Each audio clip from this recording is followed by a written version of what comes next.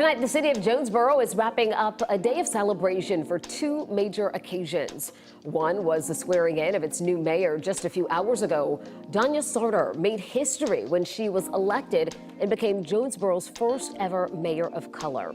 Last week, she told 11 Alive that she already has several priorities, with the first being to focus on education. In March 2023, voters in Jonesboro, Georgia, made history during special elections held across Clayton County. They elected Donya Sartor as the city's first black mayor, a milestone in Jonesboro's 164-year history. While the city had previously seen black police chiefs and city council members, never before had a black leader held the mayor's office, until Sartor's victory, secured with just 260 votes. However, just as she made history coming in, she is making history on her way out. Donya Sartor, Jonesboro's first black mayor, is now also the first black mayor to resign. Her departure comes amid a forensic audit of the city's finances, marking an unexpected and historic turn in her tenure.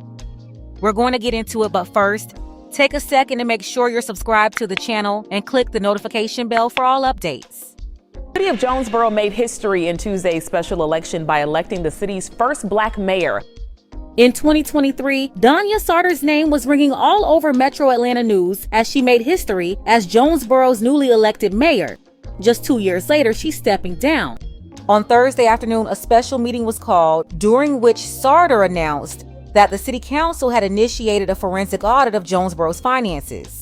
She expressed her desire to fully cooperate with the audit by resigning. Fighting back tears, Sartor stated that she wants to leave office with no impropriety on her record, and she won't leave until the audit is complete. Her last day is April 19th, a tenure marked by much political turbulence. In late 2023, she faced allegations of pointing a firearm at a police lieutenant during an office meeting. All new tonight at 6 o'clock, we have an update to a story we first brought to you only on 11 Alive. We have now learned the Jonesboro mayor is the target of a criminal investigation. And now she says some city leaders tried to deny her access to City Hall. Right now, the mayor is under investigation for allegedly pointing a gun at a police lieutenant. Our Erica Murphy spoke with the mayor today. She has the latest on this investigation.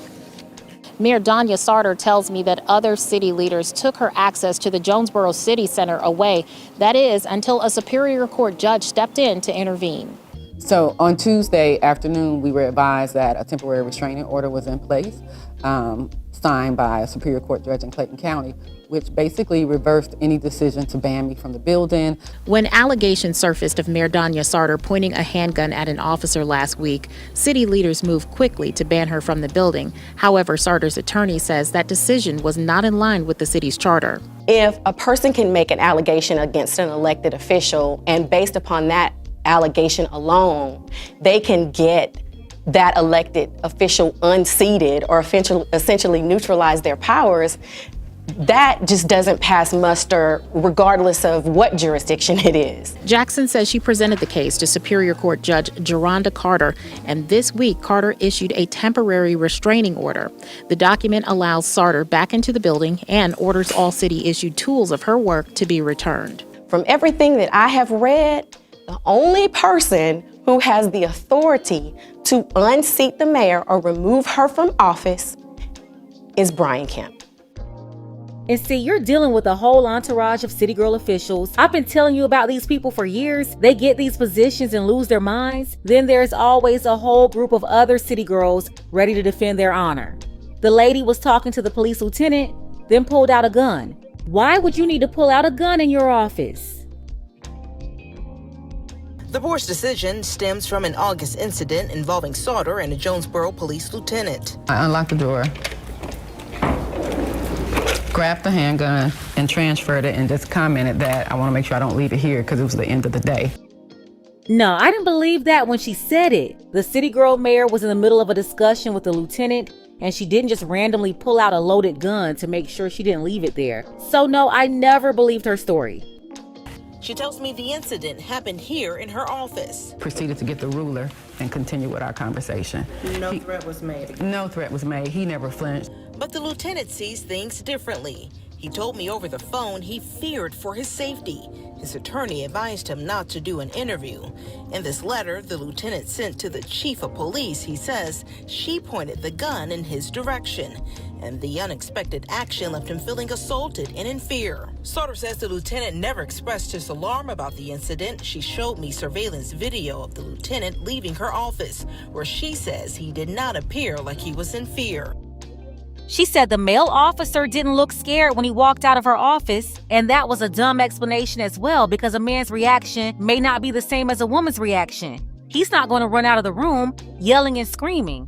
At the end of the day, though, it was her words against his, so of course she's going to get away with it.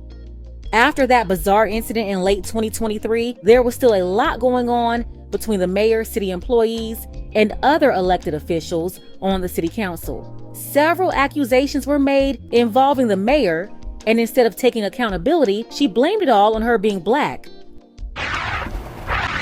A power struggle between Jonesboro's mayor and the city council that's been brewing for more than a year has now come to a head. Tensions exploded during a heated argument in a public meeting, which was captured by the city's cameras. On one side, council members trying to rein in who they say is an out-of-control chief executive.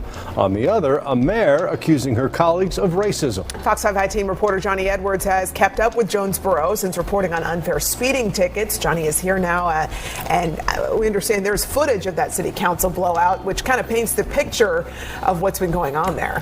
Well, Russ and Courtney, on the surface, it was a fight over who runs meetings. But the real issue is who runs the city. It started with talk of reforming the ethics committee, something council members want to check the powers of the mayor. In the video, council members accuse the mayor of bullying. She calls them racist and cowards. It's very inappropriate. Lord Mayor, go ahead, it's very inappropriate for you to do what you do. On the night before last week's presidential election, this happened in Jonesboro. So you can learn to quit bullying, council. I'm not bullying. Y'all can stop being so racist. Maybe I would have to. Yeah, you're right, here we go. Let's expose what you all said behind closed doors. Little cowards. A verbal melee and a near meltdown in a public meeting. You know what? I have not tied y'all hands. I have executed what the charter says I'm entitled to, and that pisses you all off. Can I do a better job at remaining calm during council meeting? I'm a work in progress in that. So what's behind all this? Over a year of infighting between Mayor Donya Sartor and the majority of council. I think it is one person wanting things one way and pushing, and then other people wanting things their way. So I think it's more of a power struggle than anything. I'm just simply exercising the powers that the charter bestows upon me by virtue of me holding this position. And I think some council members are struggling with that. To review, in September 2023, the council voted to hire an outside attorney to investigate allegations against the mayor. The final report accused her of, among other things, pointing a gun at a police lieutenant in her office. Mayor Sartor still won re-election.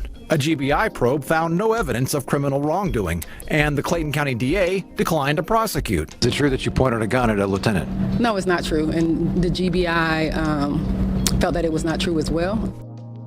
I gotta tell you, you're looking at a very manipulative chameleon here. The GBI did not prosecute due to lack of evidence. There was no witness. The only other person in the room with the officer was the mayor, and she wasn't gonna tell on herself. She admitted she pulled out a gun, but she made it seem like she was just doing it to do it, and insisted she didn't make any threats. There wasn't any evidence to prove her intentions of pulling the gun or making a threat. And because she was a woman who did that to a man, she was given female privilege and the benefit of the doubt. So that statement she just made wasn't true. The GBI didn't say you didn't do anything. No, that's not what happened. They said they didn't have enough evidence to prove you made a threat. He had a story and you had another story. That's what they said. The mayor would fire the police chief and 2 other officers involved in that investigation. Now, council members accuse her of ruling by fear, causing the city to lose its directors of public works, finance, IT, and the city clerk. She yelled, she screamed, she cusses at employees, and all this stuff, and we can't stop it. You're right, because the charter does not allow you all to stop it. Weaponized our I have not weaponized any, because if sue me for anything that I've done that's not applicable to me. That's what y'all are pissed about. Donya has been up there terrorizing employees, yelling and screaming at them, and then she'll call the news reporters in and say everybody's picking on me because I'm a black woman.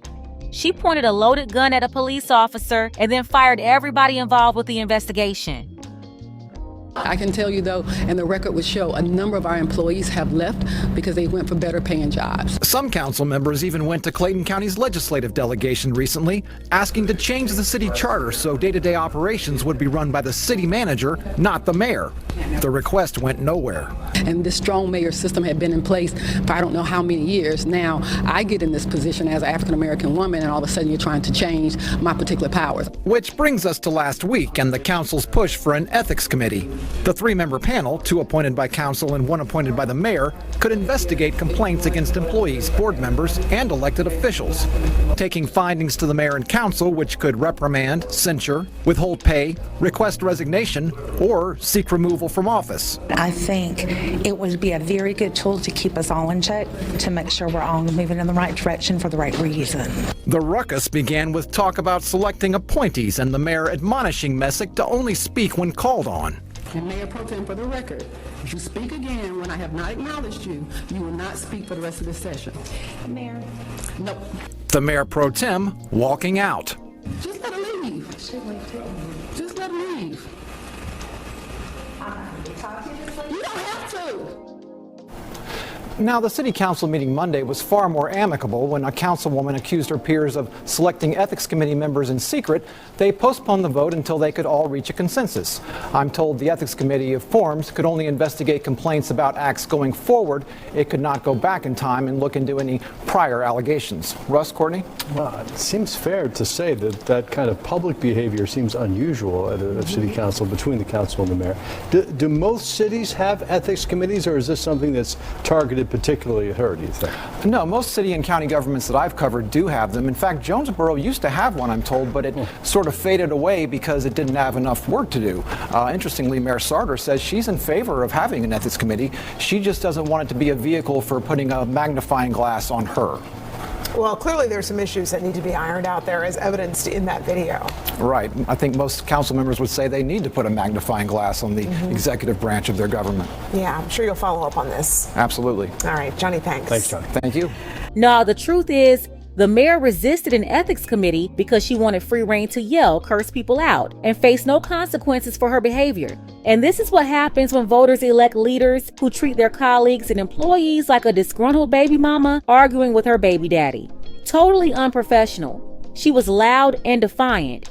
But now, suddenly, she's resigning right after learning about a forensic audit. The timing is definitely suspicious. What will this audit uncover? Because going from 100% combative to tearfully stepping down doesn't happen for no reason. And like so many other city girl mayors, she spent her time in office doing nothing for the people. She's been focusing on immigrants, the LGBTQ community, and taking trips to Africa, yet doing little for the black voters who put her there. They use their identity to get elected, but once in office, they fail to advocate for real grassroots issues or make changes that actually matter to the community. Let's go ahead and get the conversation started. Is it just a coincidence that Jonesboro's historic mayor is resigning right after a forensic audit was initiated? Tell me what you think about this below. Special thank you to Edmund. I appreciate you, Edmund, for all of your support for the channel, as well as Samuel, Elmer, Daquan, and Rob P. Thank you all for your contributions helping these videos get out. You can show your support as well. The link to PayPal is below. Ladies, fellas, want a balanced analysis, want the truth from a woman's perspective? Then you're going to want to subscribe to this channel, and don't forget to like and share.